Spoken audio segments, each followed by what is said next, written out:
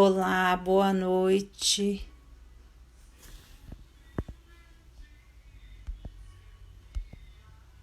Ei, Renata, tudo bem? Ei, tia Senira. Eu pra variar tentando digitar o título e não conseguindo. Ei, Alessandra. Ver se eu consigo aqui. Ei, Dani. Ó, só gente conhecida. Ei, Raquel. Tomara que isso passe logo, né, gente? Pra poder encontrar com todo mundo. Vamos ver aqui. Poliana. Todo mundo conhecido. E vocês estão bem? É? Todo mundo mais animadinho, com pensamentos bons aí, pra gente poder acabar isso. Ei, Ana. Gisele. Ó, tô esperando a Ana entrar. Ei, Virgínia. Agora a Ana já entrou, a Aline. Esperar ela fazer a solicitação aqui para a gente poder começar a nossa conversa. Ei, Camila, Aline. Nossa, que delícia, vai ser um papo muito bom. Engraçado. Ana Paula, você tem que me pedir para entrar, ver se você consegue fazer a solicitação. Porque eu não tô conseguindo. Ei, Sandrinha, ei, Larissa. Olha lá. Ei, Rodrigo. Ah, agora entrou aqui. Direitinho, né? Gente, estão tendo tantas lives, né? E aí fica um congestionamento. Acho que agora vai entrar direitinho. Olá! Boa noite! Tudo bem? Gente, o som tá bom? Ei, Ana. Ei, Ju. Nossa, só gente querida. Todo mundo muito querido que está participando aqui para conversar com a gente. Estou feliz de... Que bom, Denise. Boa noite. Vamos começar esse nosso bate-papo. Eu estou muito feliz. Eu queria apresentar a Ana para vocês. Ana Paula é uma querida, eu trabalho em parceria com ela me ajuda demais com as minhas crianças. Ela é ortodontista e ela trabalha junto com a doutora Cláudia, que é odontopediatra também, que é uma fofa. Eu falo que Belo Horizonte a gente tem muita sorte, que o pessoal da odontopediatria, os ortodontistas, é uma equipe muito legal. Todo mundo sabe o jeito que eu trabalho, sabe que eu não consigo trabalhar sem ser em equipe. Eu divido, sim, os meus casos, principalmente os casos de nutrologia, que são casos que a gente sabe que só com a equipe multidisciplinar. E semana passada eu liguei para a Ana e falei, Ana, me ajuda, vamos fazer uma conscientização, porque eu tenho percebido que muito da seletividade, das dificuldades alimentares na infância, passam pela questão ortodôntica, a questão de mordida. E aí ela me ajudou, falou assim, não, Denise, então vamos fazer essa orientação e esse bate-papo para a gente tentar ajudar as famílias. O ano passado, a gente fez um evento muito bacana, com psicólogo, fonoaudiólogo, eu, a Ana, a doutora Cláudia, odontopediatra. Foi muito bacana, tanto para as famílias quanto para profissionais. Eu aprendi muito nesse encontro. Tomara que passando essa quarentena que a gente possa, né, proporcionar outros encontros, né, Ana? Agora eu gostaria que você falasse mais um pouquinho aí de você, Ana. Denise, muito obrigada pelo convite. Vindo de você essas palavras, eu fico de fato muito feliz, porque você é uma profissional de ciência, né, na sua área, e receber as crianças que você me encaminha, eu me sinto muito lisonjeada mesmo por você estar acreditando, né, na minha formação, no quanto eu me empenhei para ter essa formação. E, de fato, o trabalho em equipe, né? Os vários profissionais engajados por um bem maior, que é o bem do paciente, né? No nosso caso, as crianças, como isso é valioso, né? Como isso é precioso. As áreas do conhecimento, elas se agregam, né? Somam valores. Então, eu te agradeço muito por esse convite, viu? Eu estou achando legal que a Aline, que está participando, que a Aline é uma consultora de sono muito legal, muito estudiosa, muito competente, e ela participou desse nosso evento, né, do ano passado, e ela falou tanto que gostou, né, que foi útil. A gente sabe que tudo é uma coisa, então, quer dizer, esses hábitos orais, eles atrapalham o sono, atrapalham a gente estabelecer as rotinas de sono, então uma coisa vai puxando a outra. É que hoje a gente trabalha realmente com estilos de vida. Não adianta a gente tentar olhar as coisas de uma maneira, de forma separada, né? E essa questão que eu falo muito de hábito, que o hábito ele vai depender muito daquela tríade Graeber, né? Quer dizer, a frequência, a duração e a intensidade. Ah, Denise, meu menino chupa bico de vez em quando, mas está tudo bem. Ele tem 8 meses, 9 meses, eu acho que logo ele vai retirar. Ok. Agora, é diferente quando uma mãe chega para a gente com um menino de 3 anos que chupa o dedo o dia inteiro, né, coitado? A hora que a gente vai ver a boquinha dele, tem um furo na frente, de tanto que aquela arcada está modificada, e a gente não fez, né? Então, é isso que eu não gostaria que acontecesse. Eu queria, o porquê dessa live de hoje é na tentativa da gente alertar o que pode ser feito para não chegar em tantas alterações para essa criança no dia a dia. E aí, Ana, que a gente começasse a falar de bico de chupeta. Eu Você já queria vai se eu começar mais com delicado. a polêmica, viu? Bem, esse assunto, né, é um assunto bastante controverso, né, Denise? Porque Muito. normalmente quando eu falo em sala de aula para os meus alunos e também quando eu oriento as mães no consultório, eu falo que existem dois pontos de vista, né? Tem o ponto de vista da ciência e tem o ponto de vista da mãe, né, do dia a dia. Então eu tenho esses dois pontos de vista pessoalmente, né? O daquela Isso. estudiosa que busca na literatura conhecimento a respeito desse assunto, mas por outro lado, aquela que teve 2 bebês chorando aqui na orelha, né, e que passou por isso na pele como mãe. Então eu gosto sempre de ponderar, sabe? Eu não acho que nada nessa vida, especialmente se tratando de educação, de cuidado com os filhos, a gente não pode nem ir para o 8 nem para o 80, né? A gente tem que tentar, a gente não podemos ser pais permissivos demais em nenhum assunto, né, Denise? No Isso. que se diz respeito à educação. E então, mas a gente tem que buscar o conhecimento, né? Então, você quer começar falando sobre bico, não é isso? E eu vou te contar o que eu faço no meu consultório para você fazer as pontuações, eu como pediatra, tá? Tá. Eu falo muito para as famílias, para que naquelas primeiras semanas de vida, que tentar não oferecer o bico, porque cientificamente está provado que o bico, a chupeta, nesses primeiros momentos, eles podem atrapalhar muito a criança começar a aprender a sugar de uma maneira eficaz. Então, a criança fica confusa e não existe nenhum bico para falar assim, ah, Denise, mas esse bico eu li que ele é ortodôntico, que ele é isso, que vai ajudar. E os trabalhos científicos atuais, principalmente, têm mostrado que quando a criança chupa bico, às vezes ela não fica naquele período exclusivo do aleitamento materno. A criança que não pega o bico, ela tende a completar aqueles 6 meses exclusivos e manter mais tempo o aleitamento materno. E a gente sabe que o leite materno é o melhor alimento para o ser humano. Até Com hoje certeza. não descoberto nada parecido. Então, Sim. nós pediatras, nós dentistas, os fonoaudiólogos, os nutricionistas, todo mundo da equipe de saúde, da área de saúde, a nossa bandeira é unânime. Eu nunca conheci um profissional da área de saúde que vai falar mal do leite materno em algum momento. Sim. Pelo contrário, a gente tenta fazer uma rede de apoio para a gente ajudar, tá? Mas a gente também não é radical. Nos casos que precisa ser complementado, a gente vai complementar.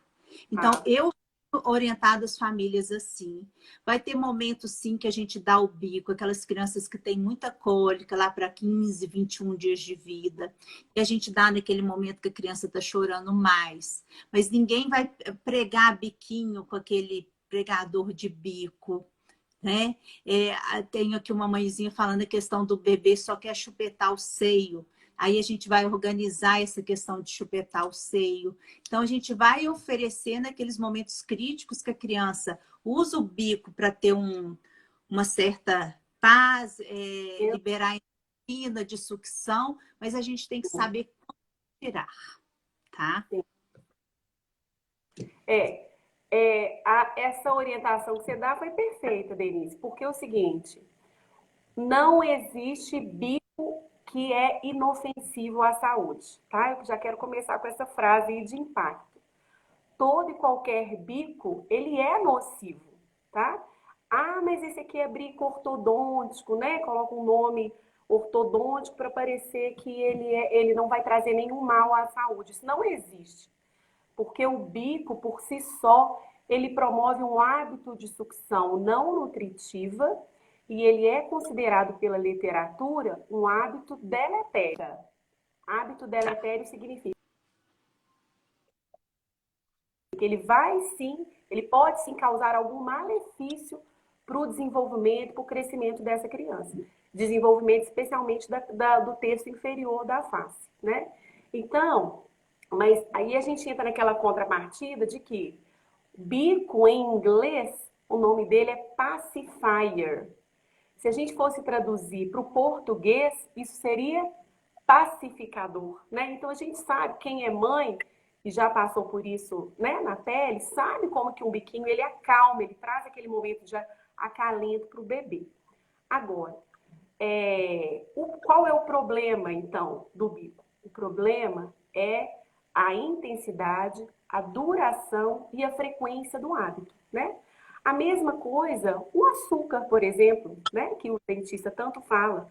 Você comer um docinho, não é isso que vai te causar mal, não é isso que vai te fazer tornar diabético, não é, Denise? Isso é. Sim, o excesso, né? Então, tudo na vida a gente tem que ter essa ponderação. Então, qual que é o problema do bico? Poxa, você vai na pracinha, tá um neném, uma criancinha brincando com o bico pendurado aqui na roupa. Por que esse bico, né? Eu acho muito legal os pais que conversam muito com os seus filhos e fazem combinados. Eu amo fazer combinados, né? Então, uma criança, a partir de 1 ano e meio, 2 anos, ela já tem entendimento total. Você já consegue conversar com ela e fazer um combinado a respeito do momento de usar o bico, né?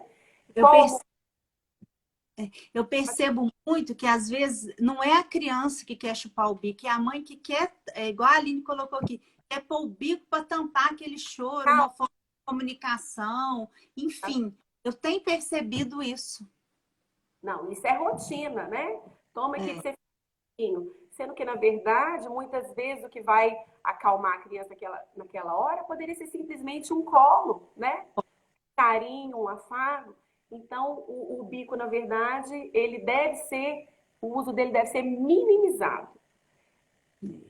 E tem até alguns estudos mostrando a questão nesse início, né, com 1, 2 meses, que a criança que chupa em determinado horário e diminuição de morte súbita, aí tem muita discussão em relação a isso. Mas o recado que, assim, que eu passo é o seguinte, é tomar cuidado realmente com a frequência, com a duração, quando tirar. É uma pergunta muito frequente que a gente recebe também a respeito de quando tirar. Esse quando tirar, na minha visão prática, eu vejo o seguinte, que para cada criança eu oriento um quando tirar. Eu não gostaria que passasse muito mais de 1 ano com essa chupeta, porque principalmente para a parte que eu puxo para o meu lado, que seria nutricional, é péssimo. Agora, tem crianças que, por outros motivos, às vezes até emocionais, a gente acaba deixando um pouco, mas vai orientando de retirar. E uma das coisas que a doutora Mariana Poggiali, que é pediatra, que está lembrando aqui, é porque que hoje existe uma epidemia de crianças com atraso de fala. uma das coisas é esse bico o dia inteiro, Com certeza, né? né? Essa E, chupeta o dia inteiro, né? é. Por quê? Porque todo o nosso organismo, esse sistema aqui motor, da motricidade oral, ele age em harmonia. Então, musculatura, dentes, ossos, línguas, eles estão em harmonia. A força que essa musculatura externa exerce sobre os dentes, essa pressão da musculatura externa, ela contrapõe a força que a língua faz para fora. Por isso que os Sim. dentes estão tão estáveis. Teve uma vez no Hospital Odilon Beres, que eu lembro muito bem da gente ter atendido uma criança que tinha sofrido uma queimadura com produto químico no lábio e o seu lábio ficou com uma cicatriz muito severa, de forma que o lábio tomou uma forma assim mais para fora, sabe? Sim. Então o lábio não encostava nos dentes mais. Ou seja, essa pressão dessa musculatura, o orbicular do lábio, parou de exercer pressão sobre os dentes. Com isso, só a língua exercia pressão. E os dentes da criança eram como? Totalmente inclinados para frente. E Nossa. qualquer fator externo que perturbe este equilíbrio de forças que existe neste sistema vai trazer consequências nervosas, né? Então, o bico, a mamadeira, chupar dedo, roer unha, são fatores, pequenos fatores desse sistema externo que podem influenciar negativamente esse equilíbrio de forças e trazer prejuízo para a arcada dentária. É. E muito prejuízo, né? Porque o bico, ele posiciona a língua de um jeito errado e ela não É, sabe fazer a hora que ela vem aquele alimento sólido para ela aprender a mastigar. Aquela criança fica sem saber o que vai fazer com a língua, né? é, E aí vira uma coisa, vai altera a mastigação, altera a arcada dentária, a criança costuma respirar pela boca, com isso altera o palato, que é aquele assoalho que a gente tem do nosso. ogival, Aí fica isso. aquele palato errado. Aí fala, não, depois você vai no aparelho e conserta. Mas até chegar no depois põe o aparelho e conserta, essa criança tem um monte de infecções respiratórias, vai usar um tanto de antibiótico, que muitos corticoides, tipo o Predsim, pode alterar o crescimento. Então, vocês estão notando que uma coisa tão simples, que é um hábito oral, pode repercutir em muitas doenças. E aquele negócio de você comprar 5 bicos, não, porque caiu um de noite, a criança já vai e já pega o outro. Gente, isso não existe, não. Isso não existe stand de bico, não. Pelo amor de Deus. Ah, tem um bico aqui, um bico na casa da avó, um bico em qual outro lugar. Não, vamos usar, mas usar no momento certo, naquela criança que não esteja atrapalhando nada daquela criança, para a gente tentar resolver isso, porque é muita maldade com uma criança. Ela não tem capacidade para isso, mas a gente ainda exerce um poder, porque é a gente que vai comprar o bico e vai dar para ela, né? Então, eu acho que a gente tem que fazer essa ponte para ajudar ela nessa transição. E uma pergunta, Ana, que eu recebi muito hoje durante o dia, qual que é uma idade que se a gente retirar o bico, por exemplo, uma criança que chupa muito o bico e que já alterou a arcada dentária, qual que é a idade que a gente pode tirar o bico que ela volta sem a gente ter que usar aparelho? Ótima pergunta. Na verdade, vou voltar um pouquinho. Você falou que a língua muda de posição para você entender qual é o efeito danoso, porque tem alguns efeitos que são reversíveis quando a gente tira o bico e outros não. Então, posso voltar um pouquinho. A língua, quando a gente coloca o bico, a língua, normalmente a posição da língua é em contato com o palato, que é o céu da boca, tá? Então, a língua faz essa contrapressão de força sobre os dentes superiores. Esse músculo aqui, o bucinador, pressiona para dentro e a língua pressiona para fora, mantendo os dentes em equilíbrio. Quando a gente introduz o bico, a língua ela se posiciona mais para baixo, porque o bico está ocupando aquele espaço superior, né? Então a língua desce. Quando a língua desce, este músculo bucinador ele está exercendo a pressão sozinho sobre os dentes. Não tem mais a pressão da língua para fora. Sim. Então, a força desse músculo é tão forte que consegue fazer com que a arcada superior, que normalmente tem um formato arredondado, parabólico, consegue fazer com que ela fique atrésica, estreita. Muitas vezes a gente atende pacientes que têm o que a gente chama de arco em V, literalmente um V, de tão atrésico que fica nessa região. Então, esse tipo de alteração, que é uma alteração esquelética, não é reversível. Somente posteriormente, com a utilização de um aparelho, muito simples por sinal, a gente consegue expandir a arcada superior do paciente e retomar esse contorno adequado. Por que que tem que ser esse contorno arredondado, parabólico? Para que haja encaixe com o arco inferior. Eu costumo explicar que o encaixe dos arcos deve ser, Denise, como uma caixa de presente. O arco inferior é a caixa e o arco superior tem que ser mais largo, é a tampa, para que haja um encaixe, uma mastigação eficiente, uma distribuição de forças da mastigação ao longo do período de forma não traumática. Então, uma coisa está relacionada com a outra. Então, a língua abaixou, a musculatura pressiona os dentes superiores e causa uma atresia no palato. Essa alteração, independente de quando o bico é removido, se ela já tiver sido estabelecida, ela não é reversível. Tá. Por outro lado, a alteração dentária, que é essa que você falou, né, que forma um buraco aqui na frente, porque os dentes superiores, eles devem estar à frente dos inferiores e devem tocar aqui, ter um trespasse aqui em relação aos inferiores. Quando a gente coloca o bito ou qualquer outro obstáculo, né, ou qualquer outra barreira física, como o dedo, né, chupar dedo, roer unha, o que for, muitas vezes até instrumento musical, Denise, crianças ou adolescentes que tocam clarineta, já atendi um paciente que tocava clarineta, mas ele trocava 8 horas por dia, treinava muito, e desenvolveu esse moldamento. É qualquer obstáculo físico, né, qualquer barreira física, vai fazer com que os dentes superiores não consigam tocar no inferior. Aí forma essa distância dos superiores para com os inferiores, que é o que a gente chama de mordida aberta, né? Essa mordida aberta, ela sim, é passível de ser revertida espontaneamente quando o hábito é removido precocemente.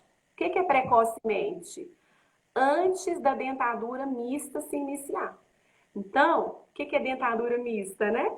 É quando começa a cair os dentinhos de leite e nascer os dentes permanentes. Então, antes de nascer dente permanente, esse hábito já tem que ter sido eliminado da vida da criança. A questão é, o quanto antes, melhor. Tá. Tá? E a doutora Betânia, que é pediatra também, ela está colocando que ela gosta muito de retirar no máximo 5 meses de idade. Isso mesmo, fica muito mais fácil, porque já passou aquela fase de chupar o bico por causa de cólica, por causa de dor, e a gente já retira aquele hábito sem trauma, sem nada para aquela criança. Né? A gente tem que considerar, Denise, né, trazendo um lado de mãe aqui para a conversa também, que faz parte do desenvolvimento do ser humano essa questão, a necessidade de sucção e a fase oral, né? Então, a criança, ela está na fase oral até mais ou menos 2, 3 anos de idade. Que é aquela fase o quê? Que tudo que pega, qualquer brinquedo que pega, põe na boca, né? A mãozinha na boca. Então, colocar o dedinho na boca, a mãozinha na boca, não necessariamente é um indício de que aquilo é um mau hábito naquela época. Por quê? Existe a fase oral que é normal do desenvolvimento. Uma menininha, ela me mostrou um ultrassom da bebê dela, chupando o dedinho dentro da barriga. Então, é um reflexo daquele bebê treinando, fazendo um treinamento da sucção, para que quando ele nascer, ele já conseguisse ordenhar o peito da mãe para a própria sobrevivência. Né? Então, é muito lindo a natureza. Né? E falo, por exemplo, eu não gosto de ver crianças com luvas. Porque vai dando 2 meses, a criança descobre a mãozinha, parte do neurodesenvolvimento. E aí ela tem que colocar a mãozinha na boca. Ela não coloca assim na maioria das vezes, ela coloca porque ela está nessa fase de descoberta. E o fato dela levar a mãozinha à boca, ou depois com 4 meses pegar o mordedor e levar à boca, já é um pré-requisito para o cérebro dela. As terminações nervosas de dentro da boca já entenderem que a hora que chega alguma coisa, ela vai começar com os movimentos da boquinha para depois ela conseguir mastigar. Então, isso já é um pré-requisito, né? Da gente, não é que você vai pôr a mão do neném na boca, mas na hora que ele levar, né? É um treinamento que está fazendo, assim como ele ir pegar o mordedor e levar na boquinha, né? Faz parte, né, do desenvolvimento. De desenvolvimento, né? E aí, Sim. as mãozinhas todas enluvadas, a criança não vai ter esse tato para ela pegar e levar, né? A boca, ela acha ruim, né? Aquele bico que tem um furo no meio, como é que chama aquele bico? Que eu tenho pavor, que eu acho ele horrível.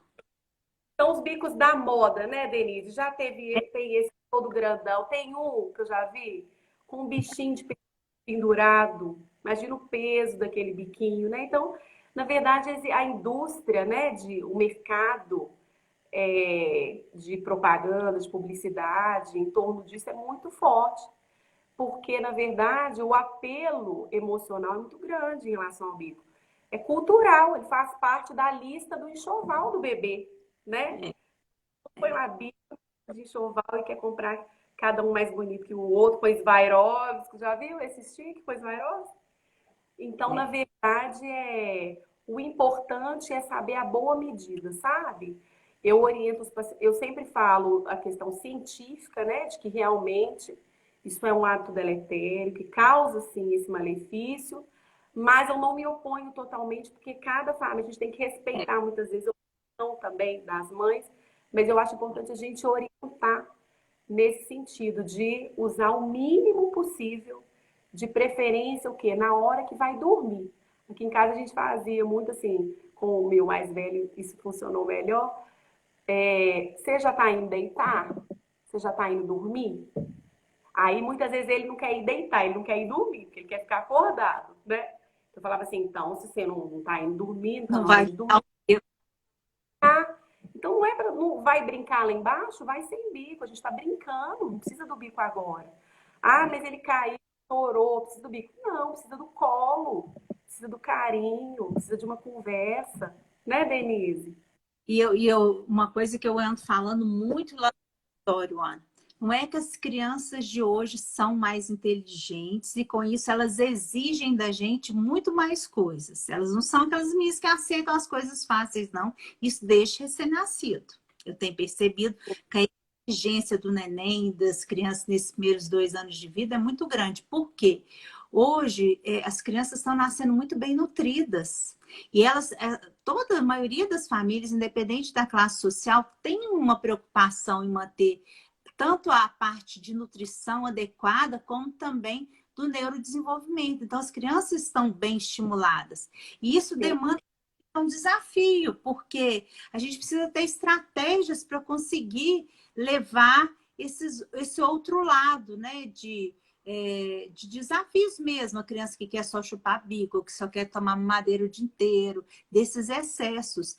E nem sempre, coitado das famílias do pai e da mãe, eles estão preparados tanto emocionalmente quanto com maneiras mesmo que pode levar e tirar isso de uma maneira mais tranquila. E aí começam a surgir as dúvidas ou medidas que são erradas a gente introduzir, né? E aí que eu acho que é um desafio que a gente ainda não sabe passar uma receitinha que seja igual para todo mundo, porque cada menino numa casa é diferente e o sim, contexto que está fazendo com que ele chupe esse bico de uma maneira errada, com a quantidade a mais, também é diferente. Esse contexto é diferente, né? é, Então, a gente conseguir interpretar isso, não é só a boca, não é só o bico, tem um contexto todo fazendo com que essa criança esteja demandando esse vínculo com o bico, né? Então, é muito mais profundo, né? É uma reflexão que a gente tem muito mais.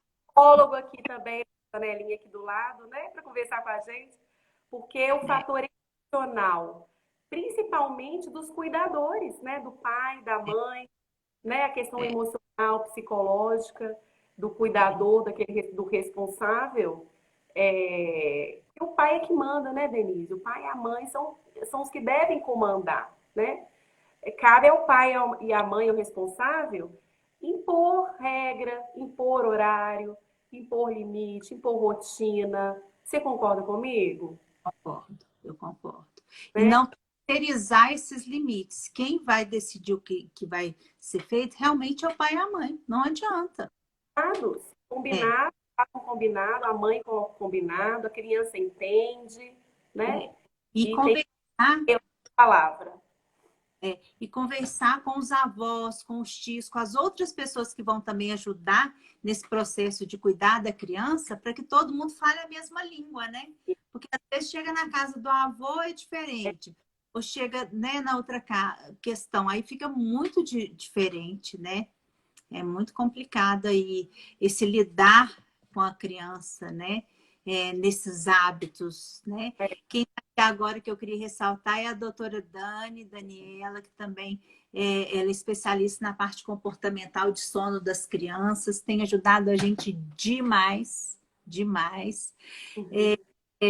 A nossa consultora de amamentação lá de Sete Lagoas, da equipe do Com Afeto, falando da importância de estimular a amamentação de forma saudável, porque é o alimento, além da questão nutritiva, o emocional, né? Sim, Isso é muito legal, aos poucos a gente vai percebendo isso, que na maioria dos casos, o bebê que mama muito adequadamente no seio, ele não pega a chupeta, né? E a mãe fica até triste. Não, Denise, eu queria dar, porque às vezes eu dou ficar de picado no inteiro e eu não estou dando conta, né? é. Agora, vou contar um negócio que vocês vão achar. Idade, né? Ele precisa pegar. Não, não precisa, não necessariamente, né? Que bom que não pegou.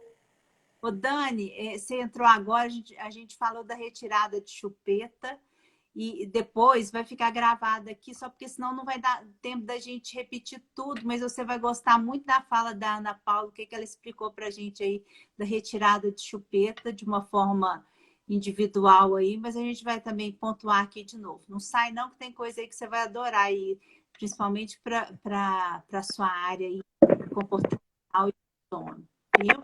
Eu quero contar uma coisa engraçada para você. Eu não chupei bico muito tempo, não. Pelo menos minha mãe não fala. Mas eu gostava muito de brincar de... E aí, eu gostava muito de brincar de... E aí, o que eu fazia? Eu comprava o dinheirinho que eu ganhava, eu comprava bico, chupeta em farmácia para as bonecas, ou pedia para os meus avós, e aí de noite eu chupava esse bico e escondia dentro da fronha de travesseiro. Aí um dia minha mãe descobriu que minha fronha de travesseiro estava cheia de bico. Eu falei, ô, gente. Mas isso mais velho, com 6, 7 anos.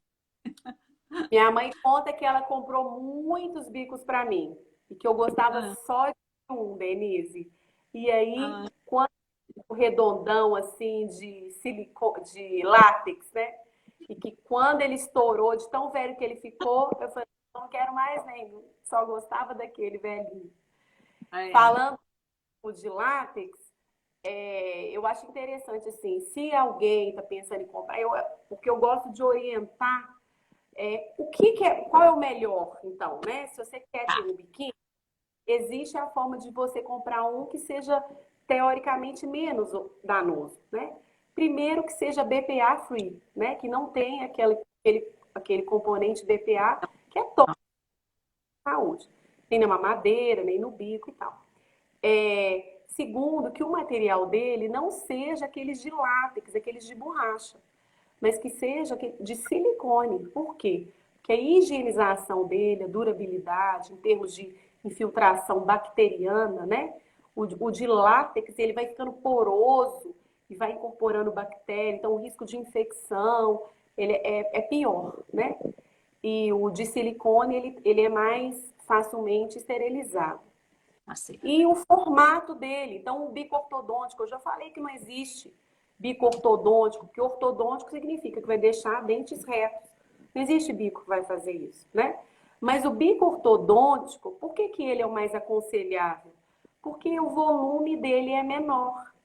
Então, ele não é aquele bico muito volumoso. Então, o espaço que ele vai ocupar na cavidade bucal é um espaço menor. Mas ainda assim, ele vai fazer com que a língua tenha um posicionamento mais inferiorizado e vai causar todos aqueles problemas que a gente já falou, né? E Não é pela um bico ofensivo. Toda mãe que tiver dúvida se está na hora de tirar o bico ou de dar o bico muito tempo, compra uma chupeta na farmácia e tenta chupar a chupeta, você mãe ou você pai, e tenta conversar com essa chupeta na boca. Vocês vão ver o tanto que é difícil, porque a gente fez esse treinamento no curso e a gente faz impossível de falar. Por isso que é uma das coisas que a gente fala que atrasa a fala, né? Na verdade, esses problemas oclusais que eu coloquei, nessas maloclusões que acontecem em decorrência do uso da chupeta, elas são um fator problemático, porque existem outros fatores. Uma vez que a mordida aqui na frente está aberta, o paciente não consegue engolir, porque para engolir a cavidade bucal tem que estar vedada. Então, se ele tem uma mordida aberta estabelecida, quando ele vai deglutir, seja líquido ou alimento sólido, necessariamente ele tem que projetar a língua para fechar o espaço, para vedar o espaço que está aberto, para conseguir deglutir. Aí, quando ele projeta a língua propriamente dita também vai exercer força e vai agravar o problema. E aí a dificuldade de deglutição, a dificuldade da fonação, atraso da pronúncia de certas palavras que precisam desse fonema da língua na papila incisiva. Então, é uma coisa que vai puxando a outra, né? O palavra... Pode falar. As pessoas falam assim, meu filho só chupa a carne, ele não consegue mastigar a carne, ele tem 5 anos e não consegue mastigar a carne. Quando você vai ver essa criança mastigar no consultório, não tem como mastigar, porque um dente não encaixa no outro. E essas carnes mais duras, ele realmente não consegue. Aí o que ele faz? Ele cospe, ele perde a paciência, né? E não vai conseguir realmente nada.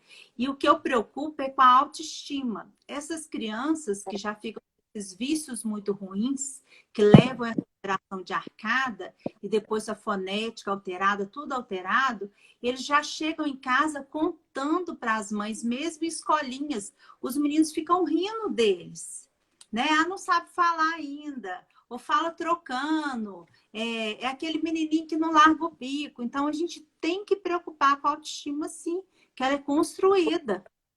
Com certeza. Sim. E como esses meninos estão muito espertos, um começa a fazer bullying com o outro com 2 anos na escolinha, né?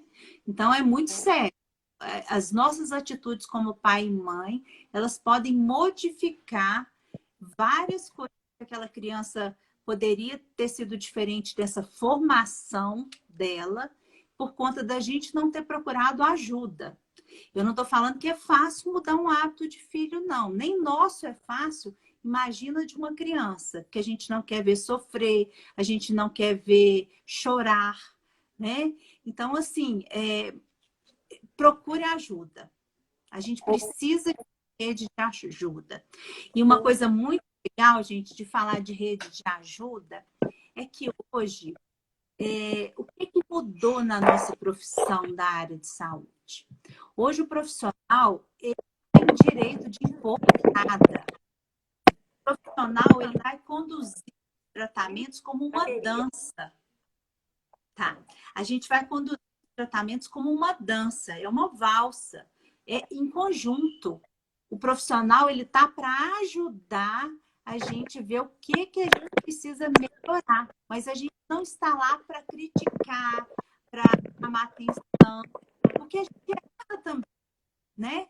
Nenhuma mãe faz as coisas querendo errar, ela tá fazendo querendo acertar. Às vezes faltou, foi a orientação, ou faltou o apoio para ela tentar mudar, né? A Mirella, aqui, uma querida, ela tem 3 filhos lindos que eu acompanho no consultório, falando que o bullying começa cedo mesmo, é muito cedo. Eu já vi o pessoal das escolas me passarem isso, ou pacientes me queixarem, é muito cedo. Então, tem que ajudar os nossos filhos para que pelo menos, né, assim, tente passar por esse momento sem essas repercussões aí, né? A Raquel... Foi sobre... Desculpa, Ti. Não, pode Você falar. colocou sobre a intenção do profissional de não julgar, mas de querer ajudar, né? Porque o bico, na verdade, ele é até mais fácil de remover do que quando a gente compara com o dedo. Porque quando o paciente chupa o dedinho, o bico, quais são estratégias de se desfazer do bico? Você vai na loja de brinquedo e troca por um brinquedo, vai na padaria e troca por um quitute, ou então aqui em casa a gente deu pro priminho, bebê, vamos dar pro Filipinho esse bico. Então existem várias estratégias. Já vi uma mãe que fez uma coisa linda, amarrou o biquinho num balão de gás e ficou dando tchau pro biquinho ir lá pra estrelinha. Então, assim, estratégias para ajudar as mães, né, a se desfazer do bico são várias. Mas e o dedo, Denise, que está aqui preso, não tem como tirar, né? Está ali com a criança durante a noite. Então, e muitas vezes a criança, ela chega na fase dos 7 anos, 8 anos, 10 anos, chupando o dedinho. A mordida, o problema esquelético, o problema dentário, os problemas de fala, de deglutição já estão instalados. São pacientes que têm um cognitivo totalmente desenvolvidos para entender aquela situação que ele está.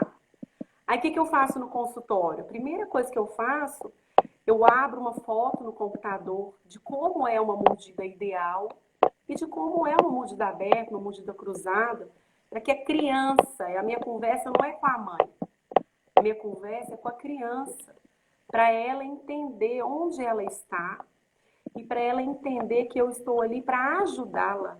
Aí eu pergunto, você quer que eu te ajude? E ela fala, eu quero. Nunca aconteceu de alguém falar, não, não quero. Porque ainda que eles tenham essa sensação do prazer, né, com a sucção, do tato do polegar no céu da boca, ainda que eles tenham essa questão emocional preenchida durante a sessão, eles estão vendo ali a aparência, né, que não tá legal, a autoestima, o bullying na escola, como você colocou, dessas crianças mais velhas. Então, elas estão receptivas a receber ajuda. Pergunto, você quer que eu te ajude? E elas falam, eu quero. E nós temos, claro, aparelhos que a gente coloca para impedir o dedo de entrar, para melhorar posicionamento de língua, postura de língua. Então, mas são artefatos que a gente utiliza, mas que a ideia principal é ajudar, né? E não simplesmente, vou tratar esse problema. Não, eu vou ajudar emocionalmente falando também. Minha amiga Sofia entrando aqui. Ei, Sofia, que saudade de vocês. Um beijo. Eu falo que essas lives a gente está matando saudade de um tanto de gente. Né? Você então, né, Denise? Pena que a gente não vê. Você tem live toda, você vê muita amiga todo dia. E o dedo, você orienta a passar aqueles produtos? Você gosta? Olha, Denise, antigamente a gente via, né, nossas avós passando pimenta no dedo, né? Não é uma coisa recomendada, porque a criança pode levar o dedo ao olho, né? Outras cavidades. Então, isso não é recomendado. O que normalmente a gente faz? Primeiro, a gente sempre trabalha com a conscientização do hábito, né? Então, por quê? Conscientização do hábito é isso, é a criança entender o que é que está levando àquele desenvolvimento daquele problema. Por quê? Se uma criança tem esse hábito de sucção diurna durante o dia, a gente pode trabalhar a conscientização. Como que é isso? Eu tenho adesivos no consultório que é essa marca do sorriso, né? Chupando o dedinho. O smile, sim, chupando o dedinho. Mas está escrito assim, eu vou vencer esta batalha. É uma batalha, uma coisa fácil, simples, né? Mas já é um reforço da autoestima que eu vou vencer essa batalha. E eu distribuo esses adesivos, dou uma cartela com 10 adesivos para ela pregar, olha, você vai prestar atenção. Você chupa o dedo assistindo televisão? Então, você vai pregar lá no cantinho da televisão esse adesivo. Toda hora que você olhar para o adesivo, você vai lembrar. Eu estou chupando o dedo? Deixa eu ver. Você vai prestar atenção. Se tiver, você... eu chupo o dedo enquanto eu estou no meu quarto lendo livro, né? Porque tem pacientes mais velhos que chupam. Ah, então você vai pregar um adesivo no seu quarto, na sua escrivaninha, num lugar visível. Então, a gente usa dessa estratégia de conscientização de hábito, é a primeira coisa. Tá. Mas, quando o hábito é noturno, né? Não É. tem como trabalhar com concentração, a pessoa está dormindo, né? Então, aí a gente tem que tentar fazer algum tipo de bloqueio mesmo do dedo. Primeiro, a gente começa de forma simples. Um band-aid, tem algumas pacientes que funcionam com essa técnica. Tem outros que tem uma bandagem assim, um pouquinho maior, gaze, um plástico que vende em farmácia que encaixa no dedo específico. Existe um esmalte que chama Mavala. Ele não é tóxico, ele tem um gostinho ruim, então causa aquele conforto durante o ato de sucção, mas ele não é tóxico, né? Se a criança passar o dedo no olho. Mas, então, o hábito diurno, a gente trabalha muito a conscientização do hábito.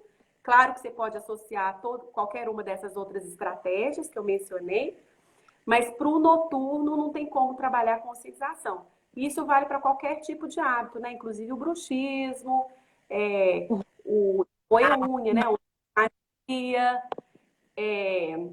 Então, qualquer tipo de hábito, se ele for diurno, a gente trabalha a conscientização do hábito. Mas uma vala é excelente, Denise. Eu tenho bons retornos dos pacientes, das mães, né? Em relação a esse Mavala. Ele não é baratinho, não. Um vidrinho assim como se fosse um vidrinho de esmalte mesmo, custa uns R$ 90, sabe?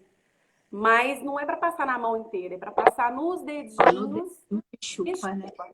É, E e eu são esse hábito, às vezes, ele foi adquirido intraútero mesmo. Tem menino que todo ultrassom já tá com o dedinho lá na boca, né?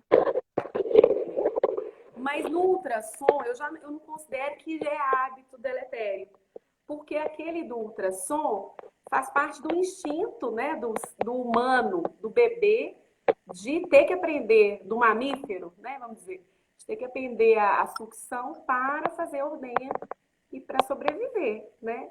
Então, naquele momento ali, você não pode dizer, ah, essa criança vai chupar dedo, vai ter um hábito deletério. Não necessariamente, É. né? Por isso é importante, principalmente no primeiro ano de vida, que vá as consultas com o pediatra e vá o odontopediatra também. Sim, Tem a consulta da gestante que o odontopediatra fala, sim. para poder já detectar, para a gente já poder ver o que aquilo está causando e ensinar as coisas também. Então, assim, no momento, hoje a gente trabalha com prevenção mesmo, né? A gente não Claro. esses hábitos ruins, né? Então, A por isso, doutora Cláudia, inclusive, a pediatra que trabalha comigo, um dos focos do trabalho dela são com as gestantes. Por quê? Porque informação é tudo, né, Denise? Você ter a informação, você saber o que fazer em determinada situação é muito importante. Então, antes mesmo do bebê nascer, você já tem o conhecimento para poder aplicar, né? para Então, poder é aplicar. esse cuidado com o pediatra, o odontopediatra, e o ortodontista entra por volta dos 5, 6 anos de idade, porque a gente já entra com o intuito de tratar a maloclusão que já deve ter sido estabelecida. É. Eu queria dar um boa noite para a doutora Fernanda Bartolomeu, para Marina, para Adriana, a Patrícia, que foi minha colega de faculdade de residência, que é uma pediatra que hoje mexe mais com a parte de cardiologia, falar um oi para elas aí, que bom que vocês estão aí, né, com a gente para participar também. Prazer. Ô, Ana, e agora? E a mamadeira? Você pede para tirar quando? A gente já considera 3 anos essa idade limite, né? Tá. Agora, fazendo aquela transição, né, da mamadeira para o copinho, etc e tal. Mas eu acho tão engraçado, Denise, ver quando os pais, que aqui, por exemplo, no meu caso, eu sou sempre muito certinha, tenho horário para as coisas, tento colocar rotina nas crianças. Já falei, essa mamadeira nunca mais. Aí eu vou, dou o suco no copinho, que eu tenho um garotinho de 3 anos. Dou o Nossa. suco no copinho e tal. Hora que eu vou lá dentro tomar banho. Hora que eu volto, onde que o suco tá? Mamadeira. O pai, coragem de falar assim, ah, na mamadeira não derrama, não faz bagunça, né? Então, como é difícil, assim, dentro da nossa própria casa, a gente encontra as dificuldades que existem de fato, né? A realidade da vida, né? Que não é de fato fácil mudar hábito, mudar, trabalhar com essa questão da psicologia e do emocional, né? Da criança e dos pais. É uma coisa muito certa. Esses dias eu morri de rir, eu escutando algum profissional falando, ele falou que no contrato pré-nupcial, antes de você casar, que você já tem que fazer aquilo por escrito com seu marido. Então, caso a gente decidir ter filho, eu vou querer criar desse jeito, eu vou dar tais alimentos, eu vou oferecer isso. Meu Deus do céu, aí também não. Nem muito para lá. Porque... É muito difícil, né, Denise? Esse copo que a Marina está falando, esse copo 360, também foi uma invenção muito boa, né? Legal. Muito legal. Esse copo 360, na verdade, para quem não conhece, ele tem uma vedação ao longo de toda a borda do copo e a criança tem que fazer uma ligeira pressão na borrachinha para o líquido sair. Então, você pode virar o copo de cabeça para baixo que não vai derramar, né?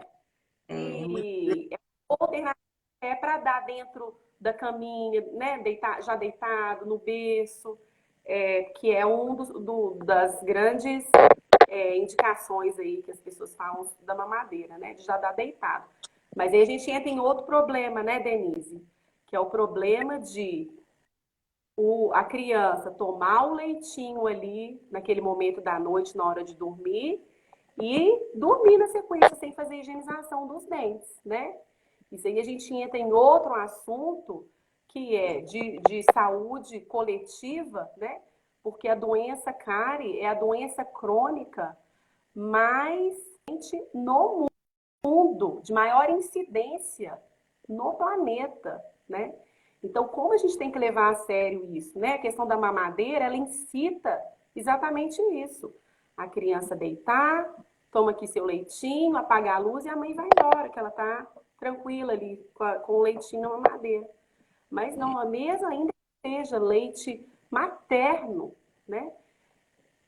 A higienização dos dentinhos deve ser realizada. A criança não pode dormir com aquele restinho de leite nos dentes, né? Porque senão vai sim haver o desenvolvimento de lesão cariosa. Isso é muito sério, né? O tratamento de uma lesão cariosa em criança é muito mais complexo do que a prevenção. Então, a gente tem que sempre estar trabalhando preventivamente. Consultas periódicas com o odontopediatra, né? Trabalhar a higienização. As mães é que tem que fazer a higienização das crianças até 10 anos de idade, porque a coordenação motora fina ela não é bem desenvolvida, né? Então, olha o papel aí da mãe como promotora de saúde para o seu filho, né? A Betânia, a doutora Betânia está falando aqui que ela não vê prejuízo quando a criança faz uso da mamadeira dentro da rotina ideal desses 3 leitos, ou seja, não está em excesso. O que ela está falando é o seguinte, que o problema é que ela está querendo, né, assim, que ela está colocando foi muito bem pontuado, que às vezes, por muito mais fácil ele tomar o líquido, as crianças depois de 1 ano que começam a ter aquela fase normal de seletividade, prefere tomar mamadeira do que mastigar um almoço, é mais fácil. E aí são aqueles meninos que tanto durante a noite quanto durante o dia, tudo é substituído pela mamadeira. Então a mãe gasta 6, 7 mamadeiras em 24 horas. Isso não pode acontecer. E às vezes, mesmo antes de 3 anos, a gente até tira a mamadeira, porque se passar por copinho, ela não vai tomar tantas vezes, né? E, Denise, você melhor do que eu pode falar isso? Os nutrientes encontrados na alimentação né? Eles não são substituídos por aquilo que você vai colocar dentro da mamadeira, né? Não são. Do equilíbrio, tudo é o equilíbrio que nós estamos falando, né? Então, a alimentação sólida não deve ser substituída pelo leite. Não pode, né? Porque isso vai causar problemas. E o excesso de leite é uma coisa tão interessante que desequilibra toda aquela criança. E pode até programar aquela criança para depois ela ter algum quadro de obesidade, algum quadro de anemia, até o excesso de leite, porque ela não vai ter comido a carne, os produtos de origem animal, que precisa mesmo, né, de utilizar para poder, por causa da questão do ferro, não vai ser só o leite. Então, esse equilíbrio das quantidades aí, elas são variáveis para cada etapa de vida na infância, e principalmente depois de um ano, o excesso de leite é muito mais prejudicial, né? Do que... A doutora Natália está perguntando aqui qual idade que você indica a introdução do creme dental com flúor, Orana? E qual a concentração? Gente, esse assunto é muito importante, Denise, muito importante. Porque quando eu participei do internato rural, né? Formei na UFMG, e o nosso último período a gente não tem aula presencial na faculdade, mas a gente vai para uma cidade carente, necessitada, trabalhar.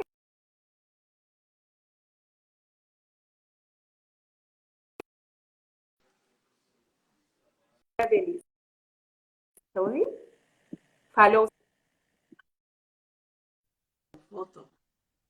E lá nesse internato rural, eu fui junto com a minha amiga Fernanda, um beijo se ela estiver assistindo. Nós fomos para Mocambeiro, que é um distrito de Matosinhos. E uma das coisas que a gente vê como uma grande vitória daquele período, além de todo o serviço odontológico que a gente prestou, nós conseguimos uma reunião, Denise, com vereadores e com o prefeito da cidade, para que Mocambeiro recebesse flúor na sua água. A água de Mocambeiro não era fluoretada. E a gente saiu de lá do trabalho com essa promessa de que isso seria feito. Então, foi uma realização, assim, enorme. Por quê? Porque o flúor, ele é aliado do profissional, da mãe e do pai. Porque o flúor, ele forma, com esse material do dente, uma estrutura mais, como que eu posso dizer, mais resistente à desmineralização provocada pelas bactérias que causam a lesão de cárie. Então, o flúor, ele é necessário, tá? A mamãe perguntou aí, a partir de qual idade? Desde o aparecimento do primeiro dentinho. Há um tempo atrás, a gente via pasta sem flúor, a indicação de usar pasta sem flúor quando a criança não tinha o reflexo, né, de cuspir. Por que isso? Porque a ingestão do flúor, o flúor, a gente já ingere flúor na água que a gente bebe, a nossa água é fluoretada. A pasta de dente não pode ser engolida. Por quê? Porque senão vai gerar um excesso de flúor no nosso organismo. E esse excesso de flúor é maléfico. Ele vai causar manchas nos dentes permanentes que estão dentro do osso em formação. Então, mesmo um bebezinho de 8 meses, por exemplo, que já tem dentinho, os germes dos dentes permanentes já estão todos dentro dos ossos em formação. E se ele engolir grande quantidade de flúor, esses dentes permanentes vão nascer com manchas chamadas fluorose. Então, fluorose mais brandas, fluoroses mais graves, mas todas em decorrências do excesso de ingestão de flúor. Então, pasta de dente é para uso tópico, é para aplicar e remover. A criança, de fato, não pode engolir.